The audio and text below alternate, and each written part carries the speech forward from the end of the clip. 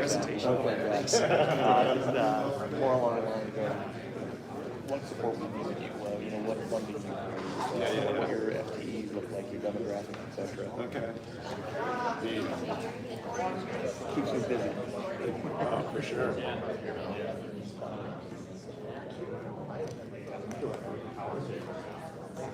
What are your thoughts? Part of the power.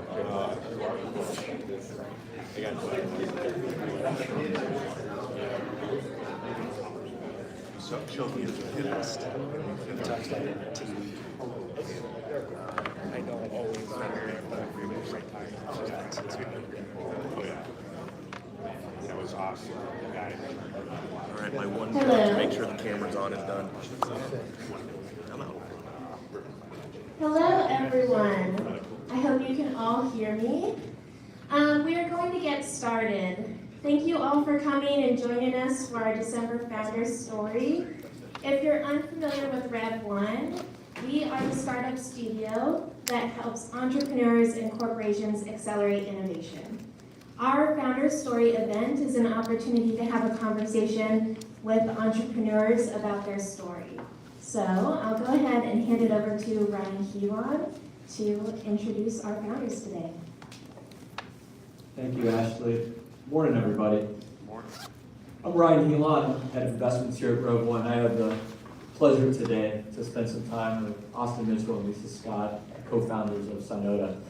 And let's just jump right into it.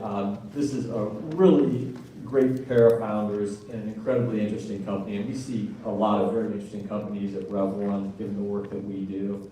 So, Austin, Lisa, the platform you guys are building at Synota is very unique.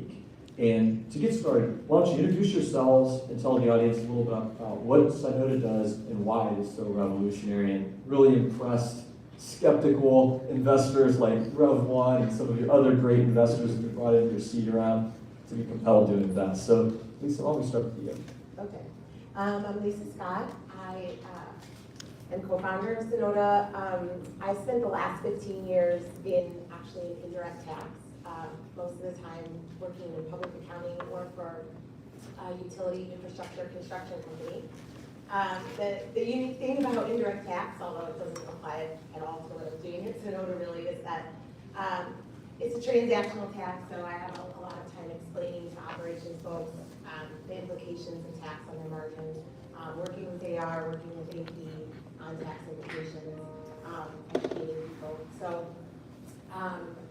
I have a CPA and a JD and hadn't used them very much until we started this business, and now I'm really flexing those muscles and working on regulatory, finance, legal items as they come up at the company. Thanks, Lisa. So my name is Austin Mitchell, and I'm the CEO, and I have been in the energy industry my entire life. So started when I was a student at the University of Dayton. I was doing research on energy efficiency, and that led to then going to grad school at Carnegie Mellon, where I focused on shale gas development, sort of environmental policy, and things of that nature. I then had an opportunity to work doing methane emissions study across the United States, which was probably the coolest year of my life, because I got to see all of America, but the parts of America that folks don't usually see. After that, I actually decided to then move into industry itself. Worked in upstream oil and gas for a period of time, and that was in Pittsburgh, before finally moving to Columbus and working for a company called IGS Energy based here in Dublin. After about 3 years at IGS, I then took a job at NiSource, which owns Columbia Gas and utilities across a number of other states, and there I did strategy and risk. So what is important about my career and kind of how led to the founding of Synota and the original ideas is I've seen the whole value chain of energy, both from electric and from gas. So thinking about how the molecules and the electrons begin at the source, and then moving their way all the way down through the value chain to the consumers themselves. And what a lot of people don't realize is that in that process, there may be 5, upwards of 10 companies that actually touch the product before it gets to your home or to the business down the street. And that same process now needs to go in reverse, where you're now moving money from the consumer back up that same value chain. And if you know, a lot of people today don't necessarily pay attention to their utility bills, they just have it on auto pay. But look at your utility bill the next time, and what you'll notice is you're actually paying for energy that you consume 30, 60, sometimes 90 days previously, so you're paying in arrears. And what that means is that you're actually getting a loan every single month from your utility. And that loan is not free, no loan is ever free. And so that's really kind of the sort of key, if you remember nothing from today, but remember that every time when you're paying your utility bill, you're actually paying off a loan. And why that's important though is you think about what that represents. So an energy company has provided you a product, but you're not paying for it yet. So where are they going to get the cash to then pay for the person who provided them the product? So what you have is you have an entire industry where people are, you know, in situations of owing credit or have credit with their counterparties, or they're having to take down collateral. There's a lot of accounting and other financial back office processes associated with maintaining all of this. And so when you sort of sum it up, you know, our conservative estimate is that for your $100 utility bill, $10 of that is really financial inefficiency. And so what we have is a software that's going to allow us to completely eliminate that. And what it basically does is you think about how that bill gets generated today, and it's sort of like the company reads your meter, they take the data, they send you the bill, and it's this big, long process. What our software does is it takes your meter and it directly links it with, you know, your bank account, with your digital wallet. And it allows you to now pay for energy as you consume it. Now, it could be that you choose to still pay every 30 days, that's fine. But the key is that now you have a choice. And so you can choose to pay for your energy bill every day, because then you can get a better price for your energy. And so it's in that way of kind of bringing this solution to market that we're actually opening up innovation across multiple fronts. So it's not just, oh, I can pay for my bill every day now, but now I can actually offer different products and services associated with energy. And I can now interact with energy markets in a much more different way. And now I can find more profitable ways to maybe put solar panels on my roof. So much about the energy system will improve when we have a system that's flexible and is able to, you know, resolve the financial side of the equation just as efficiently as the physical side. The energy itself is moving through the system.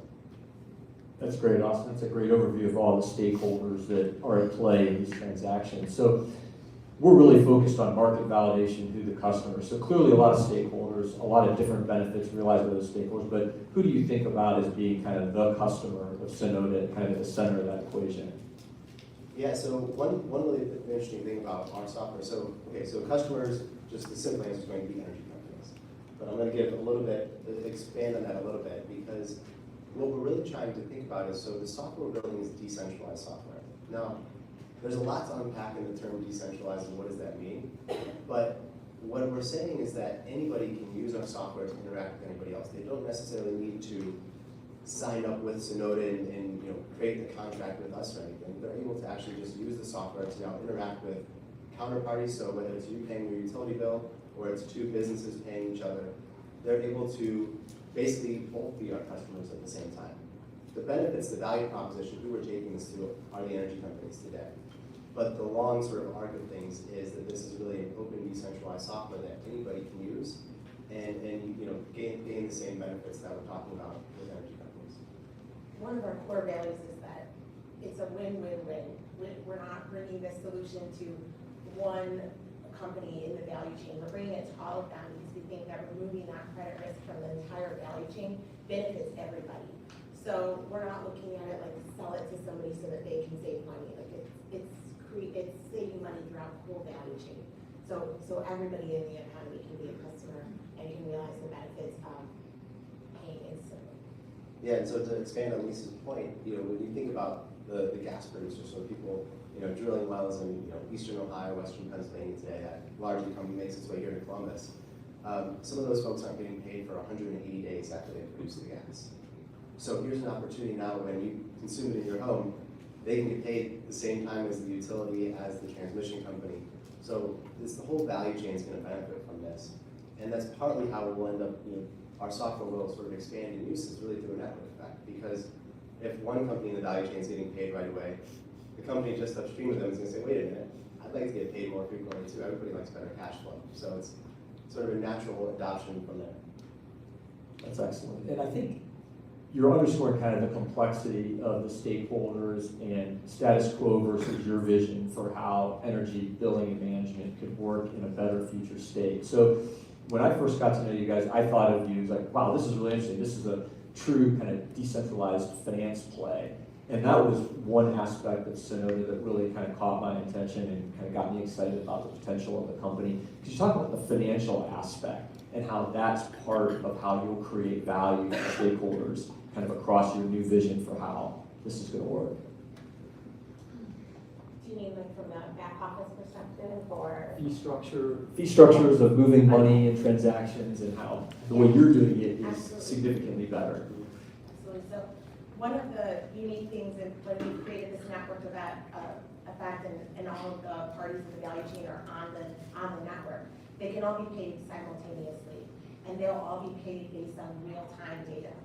So the whole process, the whole back office process of reading the meter, creating the invoices, sending the AR, then getting it, then you have AP to 3 different other companies, and then there's reconciliations based on adjustments to the meter read or to credits that households would do, or all of those steps in order to get an accurate final billing can be eliminated from the process when you're paying based on the real-time energy usage. And so we really see the opportunity as everybody gets their money sooner, there's not the cash lag, there's not the credit risk, but also you're eliminating all of the errors and the burdens on that billing and AP process throughout the value chain. And then I think the other thing from a finance side would be talk about the investment piece, because today when people are putting solar panels into a community, there's usually one and often multiple investors involved in a project like that. So here you are, you're the company who's developing that project. You're now responsible for collecting payment from whoever's buying electricity, but then you have to turn around, take your cut, and then pay all of your investors. Here's a way for everybody in that value chain to not get paid at the same time again. So you're not needing to sort of centralize payments and daisy chain them out to other people. And that's sort of a US context, but one of the things that really gets us excited is when we think internationally and how it's nearly impossible today to make private investment in energy infrastructure nationally because you have cross-border fees and things of that nature. So with our software and sort of what's behind it, we're able to actually think about investment in energy infrastructure globally. So whether it's a remote village in Africa or it's a solar farm down the street, they both can use the software to now tie the payment of energy to the people who have been part of financing it. Excellent. Well, I want to get back to that because I could talk all day about your business model and how unique it is and how powerful it is going to be. But let's step back. You guys both brought extensive kind of energy industry experience, great context to kind of tackle this problem. So what was sort of the moment that you had the idea that you could build a company to address some of these inefficiencies? And then how did the team kind of come together around starting a business to solve it? Yeah, so I'll briefly say sort of the initial nugget of the idea, and then I'll at least kind of talk about the role we have one plate in all of this.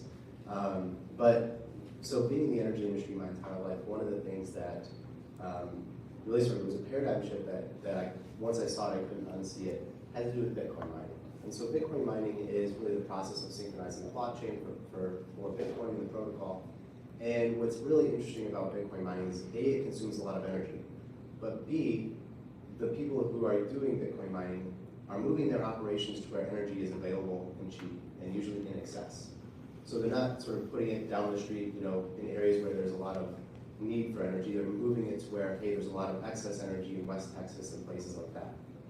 And the paradigm shift that I represented was I had spent my career focused on how do you get energy to people's homes and businesses as efficiently and as cheaply as possible. And then I saw people who were just moving their operations to energy, and they were getting it for cheaper. And I said, wow, this is really game-changing. These people know something about energy that I had never thought about. And so that sort of, once me having this energy experience, once I saw that, I said, there's something going on here that I want to understand better.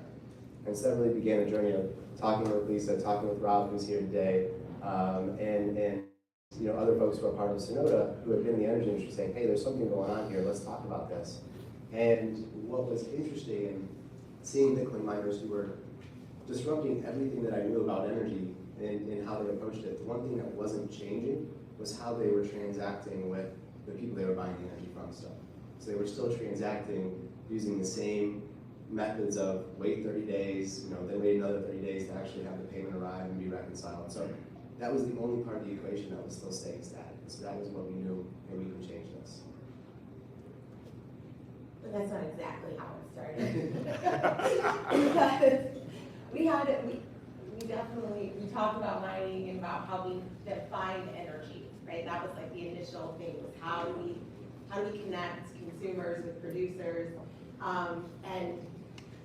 and that seemed like where the market needed to go. It needed to connect, and then I think at the same time, a lot of Bitcoin enthusiasts were thinking sort of the same thing. And about that time, we started talking as a team, and then we started talking to Rev One, and we really refined it into, there's enough people that are connecting the consumers with the energy, energy providers that want to find consumers. So, but then, as Austin said, there's still so much friction in that transaction because of who miners were as consumers and because of the payment rails, still using the traditional payment rails. So, so we really refined the vision through Rev One's incubator process through the customer learning lab. We were very lucky. We had day jobs, and we were still able to attend the virtual sessions, and we were given just access to all of Rev One's resources. And Bob Wiggins, who is not here, but he really guided us a lot. And so we were really pushed interviewing customers and forming a business model. We were just really pushed to refine that solution down to something that we could actually sell, and we could actually, form into a real business model. That wasn't just like consulting and just helping people, but actually, here's a product that we know will make a difference. Well, I think you're hitting on kind of the complexity of building a business with a number of stakeholders in a complex industry. So as you started with kind of your first vision for the business plan and how that would work, and kind of how that evolved as you consulted with experts amongst yourselves with Rev One, how did it evolve? What were some of the challenges you identified with maybe your first incarnations of the business plan, and how did you seek to address those and kind of refine the plan and go through that kind of iterative process? Well, I would say a lot of that process happened throughout the customer learning lab, and then it was very interesting. We were, asked to interview customers, and I think a lot of learning came out of that, of talking to potential customers. But I also think a lot of the solution came from the Bitcoin meetup, right? Meeting Max, who's back there, who's a Lightning developer, and so we were, non-tech founders of a tech solution, so we really had to start to understand the technology side a lot more. Yeah, I think that's exactly right. So once we had kind of gone through that process, I think a lot of that evolution had been really technical, and learning from Max, learning from Colin what's possible. And what was actually really cool about that process was they were able to actually enhance the idea and do more, thinking about decentralization that I talked about before. That was something that we hadn't even fully formed in our head, but then, Max was able to say, hey, listen, we can take this idea even further. We can structure this company such that we don't have to retain personal information of our customers. And that's a huge advantage from a regulatory and compliance perspective. So there have been things about this that, have been hugely enhanced by Max and the team to get us to where we are today. And so the evolution of this continues. Thankfully, it's, you have the first product, and now you're thinking about where you're going to go from there. And I'll say one of the things that's really interesting in terms of not evolving technically, but now we're really evolving from a regulatory compliance perspective, because now that we are getting in front of large companies, that's sort of question number one is, okay, let's see the paperwork, let's see the documentation on your SOC 2. So it's a whole new world there where we actually see it as a huge opportunity for us because of having Lisa on the team and being able to sort of lead us through those things, which are pretty esoteric and not a ton of fun to do, but it's essential to really document and prove that you are the company that you say you are. So let's focus on that, because I think that's a really key aspect of success for Synota, is being aware, knowledgeable, paying close attention to kind of the regulatory environment. Energy industry, highly regulated, moving money, financial flows, highly regulated. Talk about kind of how you guys, because of the nature of the business, had to really focus on that from the early days, and how that's now paying dividends when you walk into these highly regulated utility companies and they ask you these questions and you actually are able to respond thoughtfully of how you're approaching it. Yeah, that's exactly right. So it just starts first and foremost with our experience. So, the team having, I think we have over 125 years collectively of energy industry experience. So we were sort of prepared for what the questions will be and what are how do we need to, develop our solution to be able to address, really what are the big pain points, but also not sort of gloss over what are just things that are pretty hard and fast rules that utilities have rules that utilities have to live within. And so we knew that was sort of something from the start. I think what's actually been interesting too, though, is that for us it's actually an opportunity. And so two things to say on this before I get to the opportunity. The first is where we are starting is focused on, in the energy industry itself, there are a lot of different ways to kind of slice and dice it. Your transaction as a consumer in your home is probably the most regulated transaction. But there are transactions that occur outside of the regulatory construct that are far less regulated. They could be, somebody who's putting solar panels and selling it, directly to somebody who's right near them. It's just two people involved in the transaction. That's basically a private transaction today. There's really no rules governing that. So you could deploy our software today.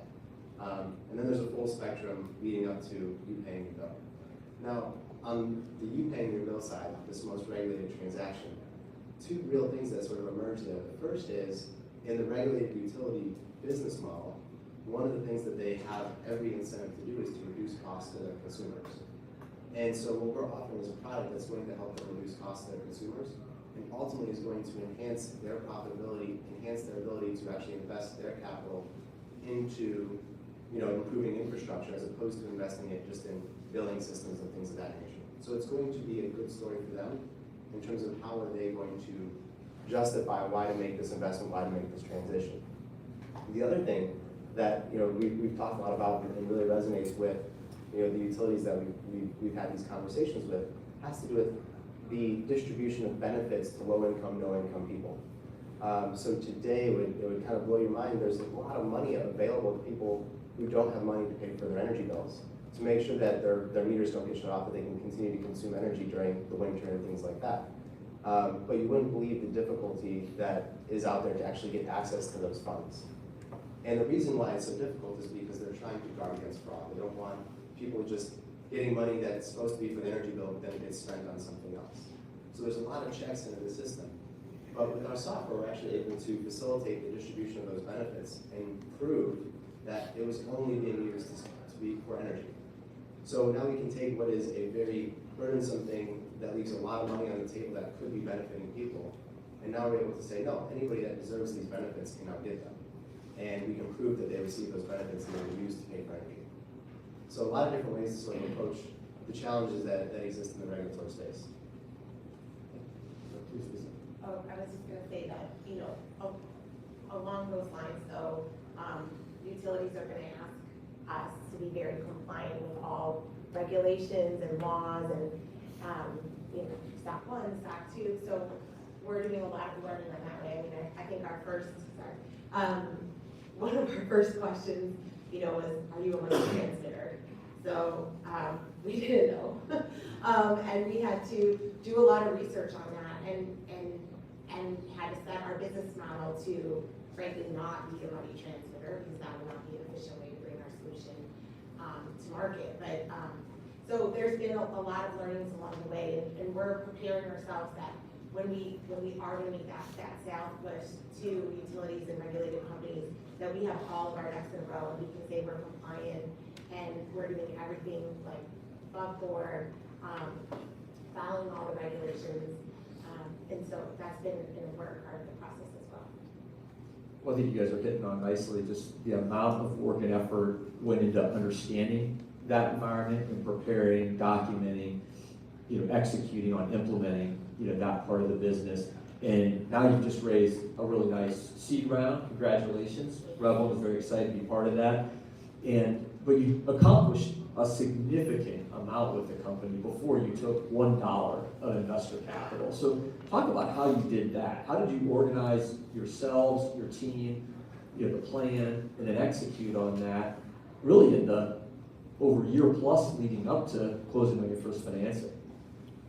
Yeah, so I think what I'd say there is that, maintaining our day jobs and still doing everything we could there, and, individually, each in our, homes with us, having kids and families, etc. It certainly wasn't easy to kind of keep it all balanced, I'll say that. But the good thing is that right from the get-go, we were sort of the team we are today. So over that entire time frame, we were together. And so it wasn't, just on Lisa or me or anyone individually. We were able to really distribute the work. And so I think that was probably our biggest advantage, is that when it came time to now, all right, we're closing on the financing, we didn't have to go hire anybody. We were already all together. And so I think that's probably the best answer to say, is that we just had the team in place, so we weren't putting it all on one individual, through that time period. So we were able to take little bites whenever we could. I also think our network was so important throughout that process, because aside from not having to hire anyone once we got to drive, we weren't like, okay, now let's go talk to people about what we want to do. Like, we had been doing it the whole time, with our network and talking to people in the mining industry and the utility industry and, like legal experts in blockchain. So we were like fact-finding and our discovery mission that entire time, and that was so much of our product development, and that really prepared us for when we would be ready to go to customers, to have all the information we needed, and just really maintaining those contacts the whole time. Excellent, because I think you guys are a great case study in that, in terms of really focusing on the things you need to get done to build the business plan and show early promise, with a market that you validate, with technology that you validate before raising capital. So that was just really impressive in terms of seeing how you guys executed on that. I want to get a little more into the technology piece and building up to the piece. This has been a little bit of a slow reveal, but there is a core technology that kind of powers a lot of what Synota is doing, the Bitcoin Lightning Network. And that was something that is part of our diligence. I had the opportunity to learn from you and just learn from our team and our research digging into that. But talk about the Bitcoin Lightning Network, how that's an enabling technology, for Synota, and then we'll build on it from there. Yeah, sure. Okay, so I answer this question over 2 hours, but I'll do 2 minutes, because it really is the coolest thing. Okay, so when you think about Bitcoin, I guess let me just ask the audience, who here has heard of Bitcoin? Okay, so people have heard of it. Now, who here owns Bitcoin today? Okay, far less have heard of it than own it. Oh yeah, okay. So I guess the first thing is if you don't own any Bitcoin, I would say you should own some. That's going to be item number one. Do you need wallet or change device? Just ask. Yeah, well, we have to help you. So Bitcoin is we differentiate it from crypto in the broadest sense, and there's a lot of reasons why we do that. But the most basic reason I'll say is because Bitcoin is tethered to the physical world. So we talked about Bitcoin as a big consumer of energy. That is the key thing there. Is you can't create more Bitcoin out of thin air. You can't press a button and say print more Bitcoin. You can only create Bitcoin by actually consuming energy. And as we all know, energy is not free. So it has this physical world tether that no other cryptocurrency out there has. And that is one of the most unique and important properties of it. I could talk about a lot of the other properties, but again, back to if you remember one thing, remember the physical world tether is critical. Because we're living in a time when we print trillions of dollars in the United States with the push of a button. And we're seeing what that's doing to the currencies, we're seeing what that's doing to inflation. Bitcoin, that cannot happen with. So the amount that's out there is ultimately capped at 21 million. And so that is something that's just really key to know, that it is a very solid foundation that no one entity, no one individual can change. So really good bedrock. And one of the other key pieces of Bitcoin is that you can actually send transactions peer-to-peer. So you don't need anybody in between to validate that transaction, to make sure that, if I'm sending money to Rob, that then, Rob is receiving it. There's nobody who has to validate that. Rob and I can both independently validate that. And so it's a very efficient way of moving value between people.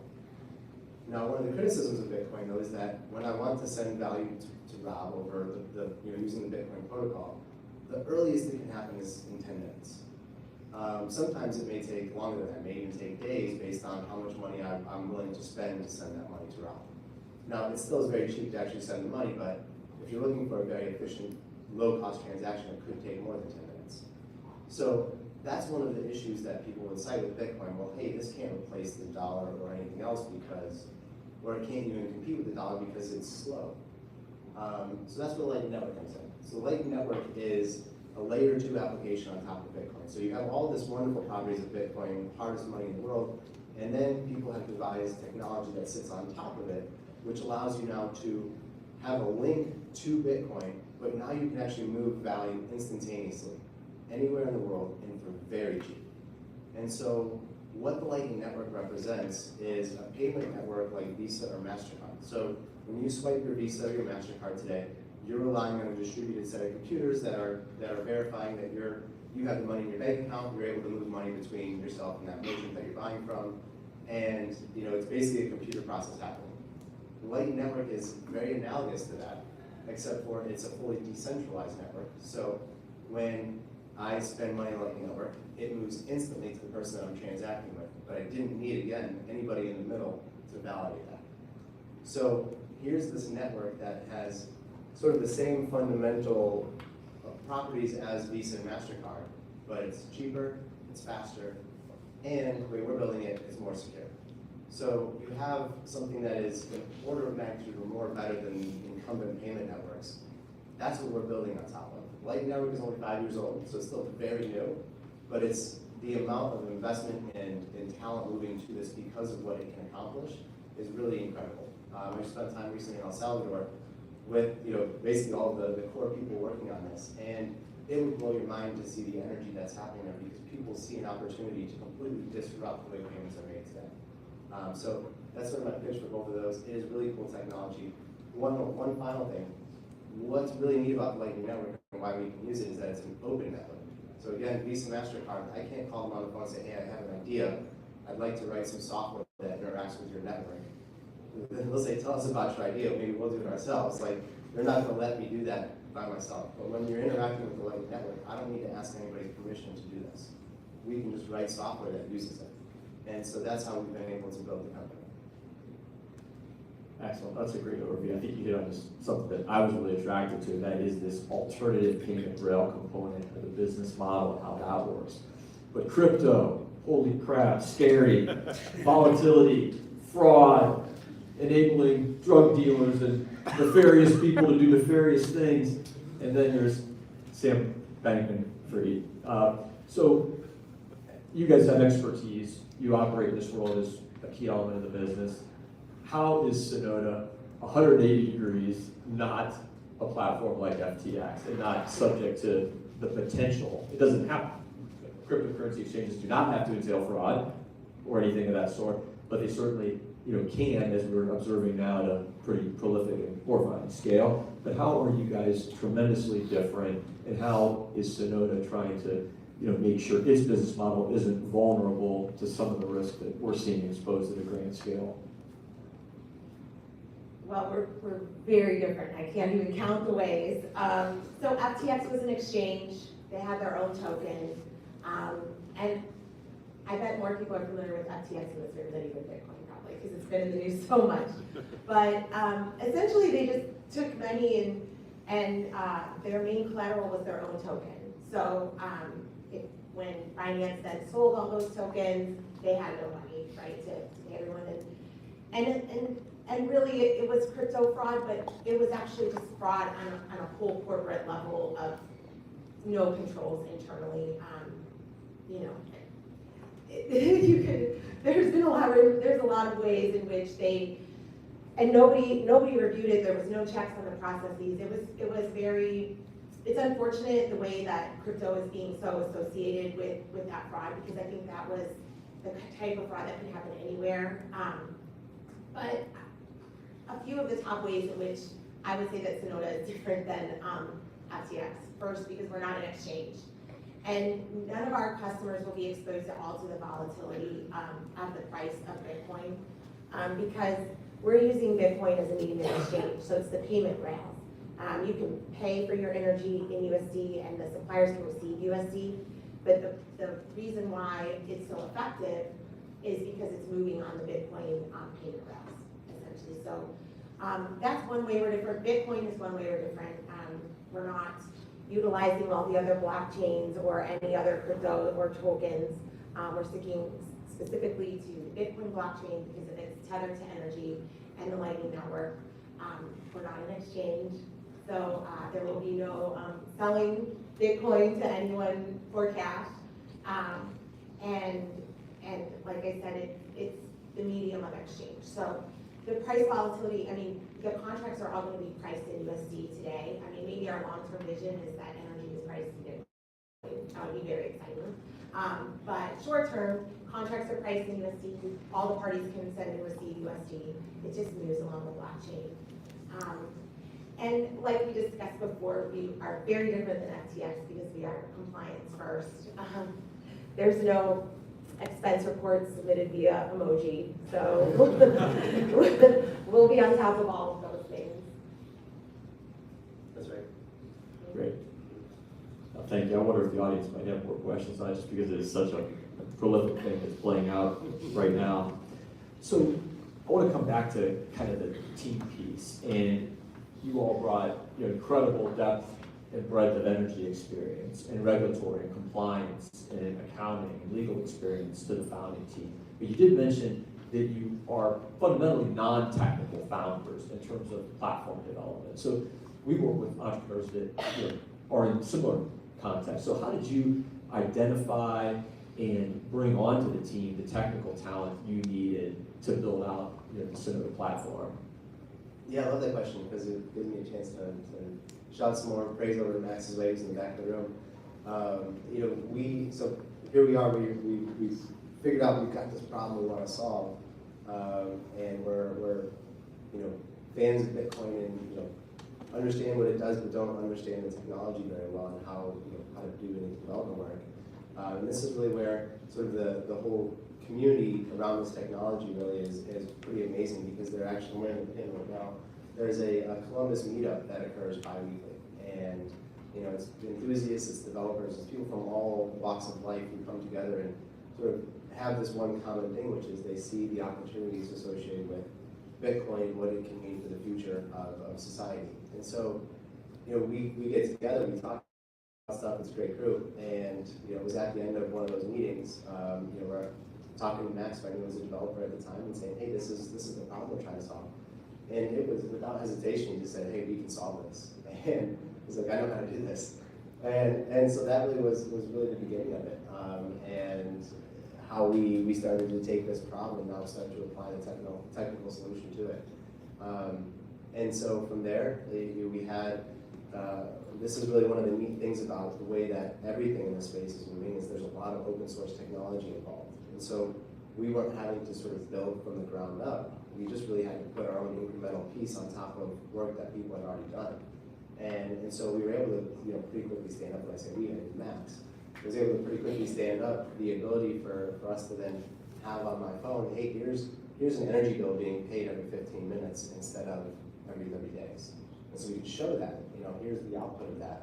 And that was really powerful when we went and talked to people who, well, at least for me, for the first 2 weeks, every 15 minutes, I actually looked at my phone and I was so excited. I was like, oh, the bill's paid again, this is great. Because I'd never experienced this kind of a transaction before. And so, yeah, it's really the meetup, it's the community. I was telling folks earlier, there was 50 people last night at the meetup. There who are just interested to learn about the technology, interested to get into the space. So I would encourage anybody, if they want to learn more about this, want to come to a meetup, please let me know. I'd be happy to share the information. So it sounds a lot like just getting entrenched in the community of developers with the expertise that you needed was key, and then certainly having a vision that excited people that had this talent to come and join you, even before you were funded, to try to work on this problem with you all, and build the company. Yeah, I think our solution is a really great use case for Bitcoin outside of the products we've seen today, like wallets and exchanges. And this is a use case that got a lot of people excited. Our investors brought us tech advisors and consultants, and in the community, people who want to build on the Lightning Network are reaching out to us to say, here's what we want to build, how does it work with what you want to build? Because of the open source nature and the sort of the joint vision of everyone that Lightning is the future best payment route out there, there's just been people coming to us saying, how can our solution help your solution? Because of that use case that's going to grow the adoption of the network. Excellent. So, Austin, you hit on this in some of your earlier comments around, the broader mission of Synota. And certainly, you're a for-profit business, you're trying to build a highly valuable company and well on the way to doing so. But you also mentioned kind of this multiple bottom line and impact aspect. So I think that's interesting maybe to expand a little bit upon in terms of, you've got a few different market segments that you're thinking about in terms of really proving Synota's value in the market. Can you talk a little about that and maybe kind of the first market, looking at some developing countries and energy availability? There's a really interesting use case there that not just will have a positive social impact, which is exciting, I know it excites you, it excited us, but also helps further prove the power of the platform and its effectiveness, scaling up. Yeah, thank you, Ryan. So I think when we answer that question, and so I'm going to talk about the work that we're doing in Africa second, but I think the very first thing, which is sort of fundamental to the way markets work. So markets, we're talking supply and demand. And what our solution does is it reduces the friction between supply and demand. So when I am the person supplying the energy, and then the other person, somebody else is demanding energy, the friction that exists transactionally is going to distort the price, because it's going to make it difficult for both sides to truly know what the economic value that each side is getting from this equation. So what our software fundamentally does is it brings supply and demand very close together and removes all of the transactional friction. And so at the highest level in every energy market in the world, that's going to bring efficiencies that will filter down to the house level, to the business level.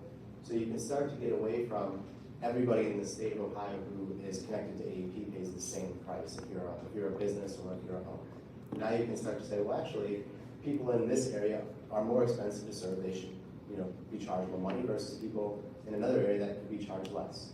So you start to unpack the energy markets today, or sort of how we price energy, and you start to now get closer to where we see the true cost of energy being represented everywhere in a much more granular way. That is huge in terms of energy development and the future of the energy industry. It is the holy grail, if you will, of what we can do and how we can think about making it economic for everybody to have solar panels on their homes. Things like that will now be possible. So that's the first thing, and that applies everywhere. Specifically, some of the work that we're doing in Africa, which is really interesting. So what folks often are surprised to hear is that, here in Columbus, we probably pay anywhere from 8 to 12 cents a kilowatt hour for our electricity. In parts of Africa, or throughout most of Africa, but especially in areas that have low energy access, so people who live in a community with some solar panels, some batteries, and they're just looking for energy to charge their phone and power a few LEDs, they're paying 40 to 50 cents per kilowatt hour. So you can imagine how their ability to advance economically, because if they wanted to do anything besides charge a phone or power an LED, it's going to cost them a lot. So like that rice cooker, which consumes a lot of energy here just as well as it does there, that's going to be a really expensive meal. So how do you sort of bridge that gap? How do you give people the ability to advance, progress economically when energy costs are so high? So the first question, well, why are those energy costs high? It has to do with the fact that, again, there's not a lot of natural load, so they don't have appliances that are ready to use the energy. They don't have refrigerators. They don't have sort of the economic underpinning to pay for that energy. So you have sort of a chicken and the egg problem that exists. And the way that that's being solved today is that basically non-private capital is having to backstop a lot of the investments in infrastructure in emerging markets because they're not profitable endeavors. So what we have been working with a number of folks on is Bitcoin mining as an opportunity to really absorb the extra energy that exists in the first 3 to 5 years of a microgrid being developed. Take that energy, provide revenue to the microgrid without any incremental cost. And what that's essentially doing is it's able to bring down the cost of energy for everybody else. So it takes no energy from the community. It just is using whatever is excess and being unused. So now you take a project which, for the first 3 to 5 years, was wasting a bunch of electricity, and now there's no more electricity waste. Now the person who built the solar panels is able to reduce the return on investment. Now that actually may be an attractive private investment, where our software comes into play. So we've been working with folks on the ground to set these up to demonstrate this, because it's such an interesting thing from an energy equity and access standpoint. But what our software does is it goes back to that investment thesis. So because we're using Bitcoin Lightning Network, you can move money across borders with zero friction. There's no fees for doing that. So now we can create situations where you as an investor here in the United States can make an investment in a mini grid in Africa, and you can actually get paid by the people in Africa for making that investment. So you're able to sort of open up the energy investment market globally. And so we're doing these projects there to show, hey, here's what Bitcoin mining can do, but then as part of that, say, well, here's how our software can enable this to scale. Excellent. Yeah, that's such an exciting part of the Synota story and the impact I think that you're going to have doing that work. So, looking forward to 23, now made some really nice strides with the company, well positioned. You've got a plan, you're executing. What do you guys think about in terms of what does success look like next year? Well, our first customers are going to be Bitcoin miners and their hosts or infrastructure providers. And so success in early 2023 will be getting those projects off the ground. They're a natural first customer because they want to pay in Bitcoin. They're believers in the Bitcoin ethos. But also because they have non-traditional, probably purchase agreements for the power, and because they probably don't have 20-year-old ERP and accounting systems that we have to disrupt. So that's where we're going to start. And as we bring those projects on board, we are going to demonstrate the effectiveness of the software and bring more parties from those value chains on board. And we're going to be commercializing throughout all of 2023, probably hiring more developers and really bringing the product to market fully compliant and also working through, the solution from the accounting side, from the contracting side, from all those angles to really form our business model and our sales pitch for larger enterprise customers. I like how Lisa works compliance into every response. It's perfect. Yeah, so she nailed it. I think what I wanted just to emphasize is that there have been a number of attempts to think about blockchain and energy. So we're not the first people to try to attack this problem because as I started, the transaction side of energy is atrocious. People have known this for a while. But what we have an opportunity to do is, because we have a very large market segment that's willing to adopt this, that's going to give us an advantage over anybody that's tried this before. And so I think that's the huge thing, is that we have, it's the industry is consuming a ton of electricity today, and they want to use our software. So we make the headway there, and we've got what we need to then really grow as a company into other market segments. Those are good goals, and we're looking forward to seeing how you guys make all that happen next year. But the big enabler of that was the seed round. So talk about how you, as a pre-seed stage company, getting launched, you've done a ton of work putting together this business plan, iterating, validating the customer, thinking about your go-to-market, how your technology development is going to work. How did you entrench yourself with the investor community and really pull together a fairly incredible syndicate to be part of this seed round? Yeah, Austin's a good networker. Yeah, I like networking. And I think the story was a really good story. I mean, what I think we represented as a company was, as I said, this was not a new problem that people wanted to solve. But we were able, people, sort of generally in the space see the opportunity with the Lightning Network as a better payment rail than Visa, MasterCard, etc. So we kind of had those two things. We had a problem people had for a long time wanted to solve. People see the promise of the Lightning Network. And so when we came to the table as a team with the energy experience, the first-hand knowledge of the problem we wanted to solve, and the network to then go out and take this to market, I think it was sort of a hand-in-glove fit from an investor standpoint.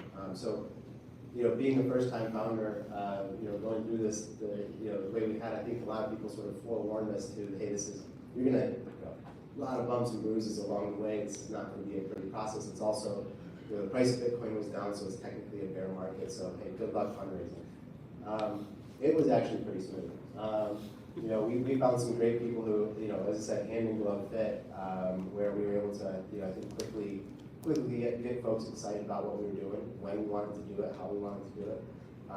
So we didn't have maybe a traditional story, but it's a story that we like to tell of just some great investors who were, eager about what we were doing from the start. Couldn't have done it without Rev One, and the fact that you guys, helped us get ourselves off the ground, because that, I think it's knowing what were the key elements, what do we need to talk about, and you guys helped us know that from the start. So when we had those first conversations with investors outside of Rev One, we were able to make a good impression, because we weren't talking about things that don't matter to investors. We talked about the things that did matter. So without your help, we would probably not have had a very clear story, but we did. And so once, I guess I'll stop laughing, but it was really just a great experience, and networking is the key. Yeah, and I think we went into all the discussions really well prepared, as you alluded to. We kept a really singular focus. We got questions we didn't know the answer to, and we just said, we'll figure that out, either after this call or down the road. But we went into all the meetings really prepared and really understanding. I mean, as a team, outside pitches and outside of investor meetings, we were constantly talking, like, what is our goal? What are we focused on? And we never really strayed from that.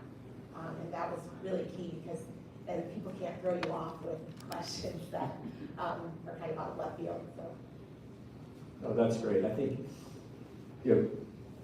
congratulations, and it's a testament, I think, to you guys finding an opportunity that really resonated with the market and with the moment, and where a lot of investors see the puck going, so to speak. I think it's also just a great example. We talk a lot about product market fit and how important that is. It certainly is. But I think equally important is, now increasingly talked about, is founder market fit, and the experience that you guys brought, and the way you could so articulately in detail talk about the problem and the structure of the industry that you were seeking to operate within and disrupt. Probably it resonated well with us, and I think it likely resonated with a number of your other investors as well, and got them on board fairly quickly. Yeah, another point to that is, it was a very interesting timing. I mean, energy prices have been in the news this whole time we've been working through this, concerns all over the world about energy access.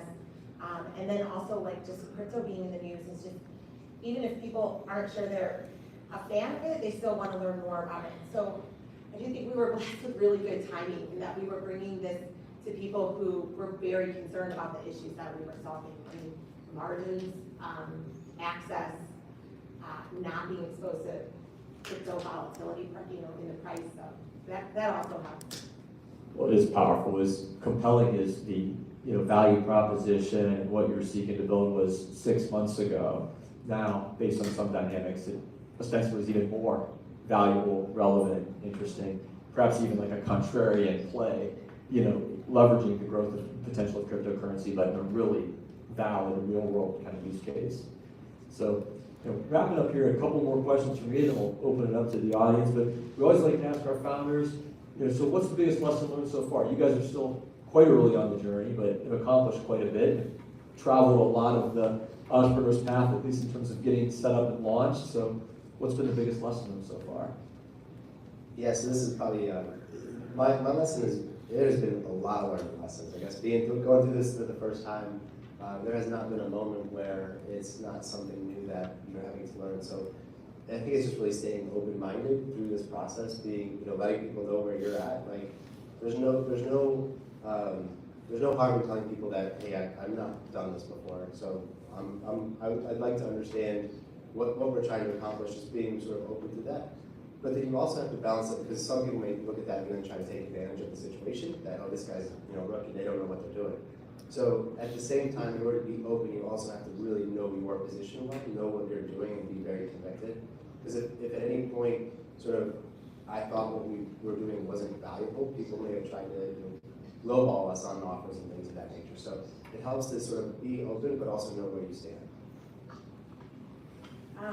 This wasn't really a lesson learned in the sense that our lead investor took the time with us to go through a very long goal setting process. And it was so valuable. We set goals actually 1 month, 3 month, first quarter, 1 year, 3 year, 5 year, and it was difficult. We wrote down our values as a company, things that we were going to stick to, and it's been really important because anytime we're wondering if something's a distraction or if that's the way if that's the decision we should make, we circle back as a team and we reflect on those goals and what in our vision. And we actually wrote down 5 words that we're sticking to. And I'm very thankful that we did that very early on in the process because it has made a difference as we are growing and as we're talking to more people. And along with that, I think there were a couple weeks where everybody was so busy that we didn't get together as a team and have like a really good discussions that we caught everyone up. And that we really missed that. And so we realized, like, even though we don't want to be the type of team that has a ton of meetings on the calendar and is wasting time, it is so important that at least once a week we're getting together, we're reflecting on where we are and if we're still like on the right path together. I think that we've just been lucky to be able to have learned that lesson very early on and to be able to stick with it, and we're all really committed to those goals. And if we have to change it, fine, but we're changing it as a group. That's awesome. It's so cool to hear founders so early in the journey, but already spend a lot of time on company culture, values, team connectivity. I mean, those are just, I think, really great, lessons learned for sure. We come from we have both a corporate background, so we've seen, we spent a lot of time in large companies, seeing how great leaders lead and how things move, and then also seeing maybe some shortcomings. And so I think there was maybe from some investors thinking we were maybe too corporate to be founders, but I think it's an asset right now. So that's great. No, that's really awesome. So that kind of glides into my final question. You're going after big market changing idea. We work with a number of founders. We have, I'm sure, founders and entrepreneurs in our audience today. What advice would you give, founders that are probably where you guys were 12, 18, 24 months ago, just at that kernel of idea stage of building a new company? So for me to answer that question, I think what I really attached to was the strength of the vision. Once we had a very strong vision, everything from there flowed very easily in all of the conversations. And through the whole process, our vision actually got stronger and bigger. So if I could do anything over again, it would almost be, man, it was so much easier once we had that really strong, big, bold vision. If I could have had that from day one, it would have been an even simpler process. So I would say, dream big, be bold. I think that when you're a founder, if you have that and it's something that you can really stand behind, and you have every reason to believe this vision can come true, it's really sort of your superpower. Anything you guys on this? well, aside from compliance, no, I think it's about the team. It really is. I feel like we just all believe in each other, and I don't think, there's 5 of us right now, 6, 7 of us that contribute regularly, and it's so important. Everybody brings a lot of value. Everybody respects each other, and we share a common goal, and that has been just the most important part of it for me, I think, and I think it's our strength going forward. I'll second that. Excellent. Well, I think I've had a ton of fun up here. I could go on. It's a great team, and we're very thrilled at Revel to get to work with them each day. But we'd like to open it up to you all for questions. Good.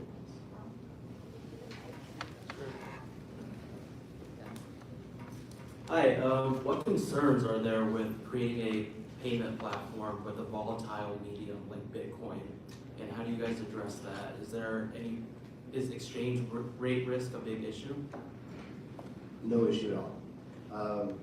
Well, that's maybe lying a teeny bit, but for what we're trying to accomplish, especially in the short term, it's not an issue. Because the way that the Lightning Network works, it's so fast that it is acting as a medium of exchange in under 10 seconds. So whether you're paying in dollars and your counterparty is receiving dollars, it's only Bitcoin for less than 10 seconds. So that's the whole medium of exchange thing. It's all about, it's a way to move value quickly, and so you're able to avoid the exchange risk that goes on. One of the, why I said sort of only a little is as we move forward as a company, there's other problems within the energy industry that we want to solve.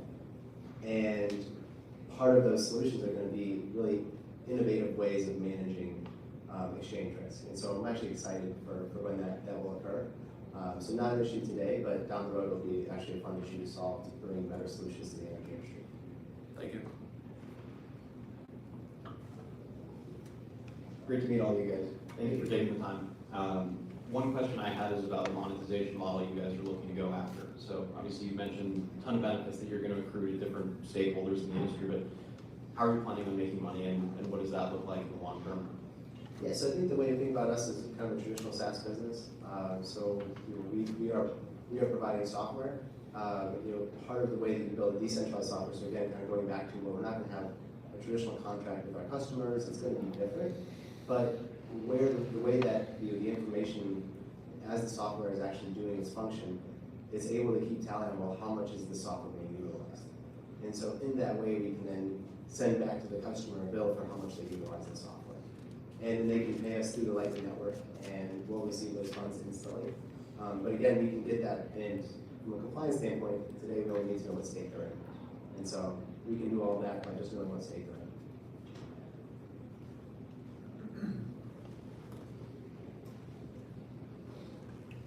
So let me add on to that a little bit. Is it that you guys envision your SaaS model to be white labeled by clients that then take that white label, you guys, give it to them or sell it to them or license it to them, and then they use it for their customer set? Yeah, that's exactly right. So when you pay your ADP bill today, as an example, you can go to their website and say, pay my bill. What is interesting is the moment you click pay my bill, you're actually now interacting with a third party. You don't know you are, but you are. And that third party, Fiserv in this case, is charging AP 2.5% to 3% for the privilege of processing your bill. So you can think of us in a similar way. When you click pay my bill in 5 years on AP, you're going to be using our software. You may not see anything about the name Synota, but we'll be there, and we'll be charging way less than 2.5% to 3%. Thank you. But along that same point, so that Fiserv charge is just between the consumer and the first supplier in that value chain, right? And then there's fees all the way down the chain. So like our fee, when you use the network, if you're paying multiple parties simultaneously, it encompasses all of those payments in the service level.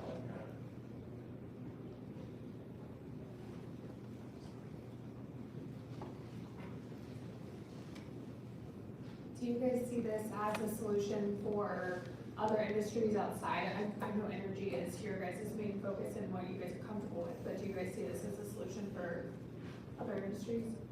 Yeah, if I could turn the mic over to Max, he would say absolutely. Yeah, I mean, I'd say absolutely. Just like, just like what Austin said. I mean, yeah, a lot of industries suffer from cash lag and credit risk, and our solution solves those problems. Yeah, I expand upon that and say, I mean, what's interesting, and we actually share down the hall from us at our office is somebody in the trucking industry, and it's amazing what cash lag means in the trucking industry. That companies are willing to pay 10% to get paid quicker, and so it's just amazing how slow money moves through our economy. And so any time you see situations where money moves slow relative to the delivery of the product, you have an opportunity to consider a better way to effectuate payments. I was wondering if I could ask about adoption issues, either friction or obstacles in the process, whether consumers or businesses have to have a wallet, crypto wallet, in order to participate, or if there's maybe a hardware integration. So if you're just providing a software platform, how do you get that integration into meters and in the hardware portion of this? Yeah, so two parts to the question. I'll answer the second part first. So, yes, so the example I gave in the United States, there's over 125 million smart meters already connected to homes and businesses. Those smart meters take the data, they beam it through private communication networks directly to the cloud or to a central database owned by the utility. And some of them you can access the data directly through like an API. So yeah, so we're going to be integrating, whether it's with the central database or directly to the meter. Those are also well-established means for accessing the existing data that's being generated by homes and businesses today. So that's part number one, is using existing hardware that's out there. It's already all revenue grade. We just need to establish the secure data connections to it. The second part, so on the adoption front, that's one of those things where through our investors, those are the conversations where we talk about, well, what does adoption look like today versus 2 years, 3 years down the road? And so that AEP story I said of, hey, you'll be able to just click pay my bill now and it will auto debit from your bank account, that is not possible today. Now, we know where the technology is going, and we know that's going to be possible within the time frame that I said, probably even sooner, so maybe AEP in 3 years would be great. But the key is, so where we're focused now is we're focused where all of the counterparties have the ability to sort of do adoption is good for us today. The next step, when we go to a different market, we're going to have to assist and integrate with people who are providing additional solutions on top of that. So one of the biggest challenges today is it's easy to go from Bitcoin. So we said the Lightning Network is moving Bitcoin very quickly. It's easy to go from Bitcoin to dollars. So that can happen like a snap, and you can have dollars in your bank account. It is a little bit more challenging today to go from dollars to Bitcoin. And so we know of at least 3 or 4 companies that are working on solutions today that are going to make that like a snap in a year, maybe less. But that's why today we are sort of focused on who is the exact consumer initially, somebody who's sort of Bitcoin native, Bitcoin miners. So it really, adoption is, I'm trying to say, is part of how we're thinking about the technology and what's going to be available when to help us grow into other markets. But also you do not need to know how to run your own Lightning node to use our solution. We're spinning those up for customers. So. What wallet would you suggest? You said you had advice. I like Moon. MUUN. Just a couple more questions here. Are you guys aware of any competitors today? So within the Bitcoin space, the answer is no. Now, obviously, since we've said what we're doing and people are pretty excited about it, we don't expect that to stay the case forever. And that's probably something we expected from the start. So we're a good chunk of what we're doing is, as I said before, it's based on open source software. And then we ourselves are contributing to the open source software as well. So there's a little bit of us that we're actually inviting that, because there's no way that one company is going to be able to bring the entire energy industry to the Lightning Network. It's going to take multiple companies to do that. And we think that finding that balance between keeping what's private to make profit from versus being open and encouraging other people to join, there's a balance there that we're gonna try to strike. We don't have sort of hard and fast rules today, but we know what criteria we're trying to solve for. The other thing too is, at the end of the day, and there's people who say this more eloquently than me, the Lightning Network is so powerful in terms of its transaction capabilities that the people who use this are not going to be able to differentiate themselves from being cheaper, faster, more secure. Everybody's going to be cheap, fast, and secure. So people who are going to win are going to provide the best user experience. Maybe one more.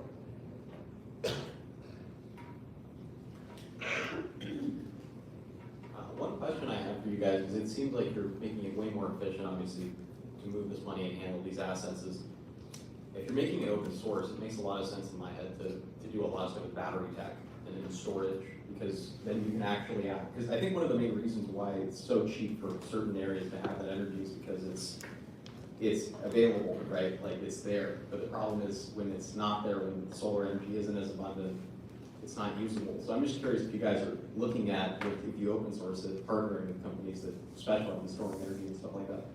Yeah, so one of our earliest conversations with one of the largest battery manufacturers, and they absolutely love this. They're saying, so wait a minute, you mean in the future, we'll know the true value of energy, exactly where we're storing it and putting it back on the grid. We said, absolutely. So we have battery manufacturers, people that provide software. You can think of all of these as sort of integration points for our software. And by building open, it's not going to be that they have to work with us necessarily to do that. They'll just be able to plug our software into their software and they'll be able to go. So we're not going to be the constraint in that model. Excellent. Well, I just want to say on behalf of everyone attending today, thank you so much, Austin and Lisa, for spending time with us and telling us the Synota story. It's fantastic. I know we're just in the early chapters of what you guys are doing here, so it'll be fun to watch. Thank you, Ryan. And thank you all for being here.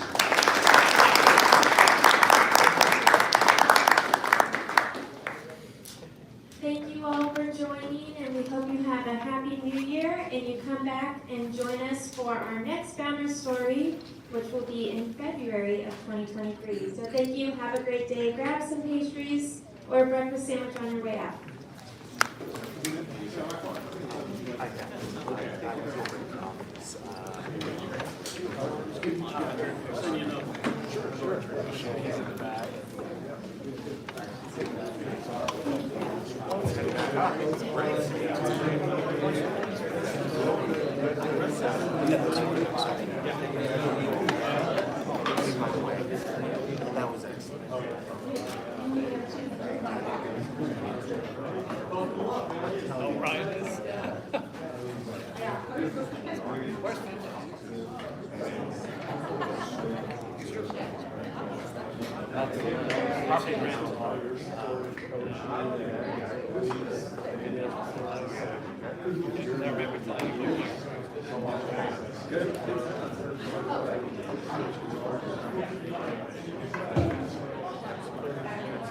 I mean, I'm enjoying every day I get more into what you guys are doing. And the more I see, the more opportunity there really